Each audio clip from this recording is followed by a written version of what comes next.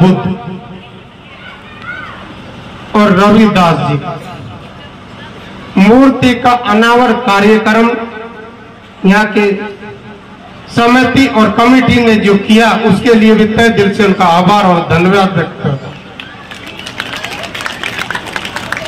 भगवान बुद्ध कोई छोटे मोटे परिवार में जन्म नहीं लिया था, लेकिन आप लोगों को, गरीब लोगों को, वंचित लोगों को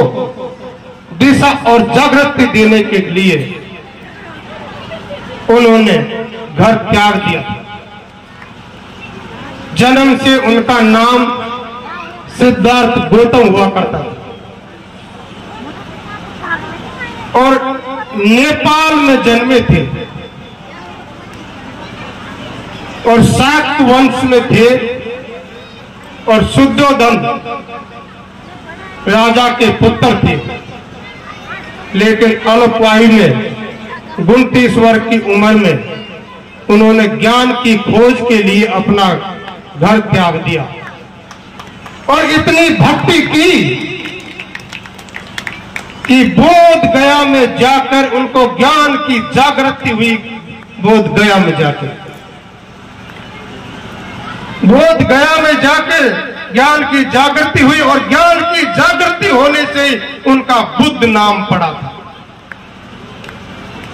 उन्होंने माना कि जन्म के आधारित कोई योग्यता नहीं होती है,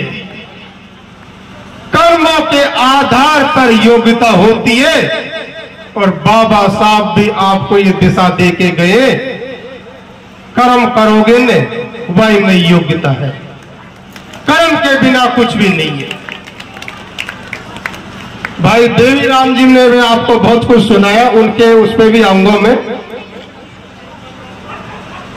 संत रविदास जी, उनके बारे में देवी राम जी ने बहुत कुछ सुनाया और इतना सत्संग की गहराइयों में सब कुछ आपको बयां कर गए। आपने गहनता से सुना हो तो बाबा साहब से लेके संत रविदास जी तक का सारा आपको सारा शिक्षा दे दिया थोड़े से अल्प समय में।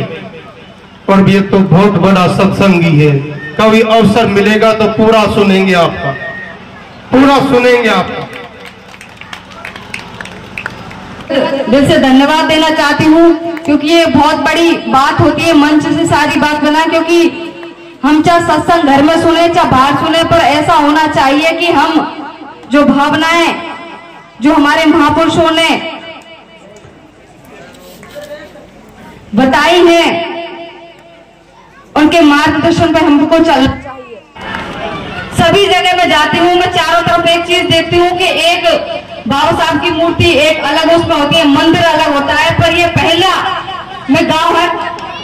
खरखड़ी, जो जिनमें बाबा साहब की मूर्ति भी लगी हुई है और गौतम भगवान की भी मूर्ति लगी हुई है और मंदिर भी यहीं पे है। ये बहुत बड़ी बात है, क्योंकि इतने महापुरुषों के जो विचार है, उनकी सोच है, आप सबकी मैं मानती हूँ कि आज बहुत बड़े ही हर्ष का दिन है और एक प्रेरणा का भी यहाँ समक्ष हमारे दोनों ही जो महापुरुषों के उन्होंने जो उन्होंने संदेश दिया है और भगवान गौतम बुद्ध ने जो अहिंसा और करुणा और मध्य मार्ग की जो सीख, जबकि गुरु रविदास जी ने जो जाति भेदभाव से खड़े होकर सबको एकता का संदेश दिया है। जैसे अभी अभी गायक कलाकार कह रहे थे मन चंगा तो खटोटी में गंगा, तो अपने विचार है, हम सबकी एक ही सोच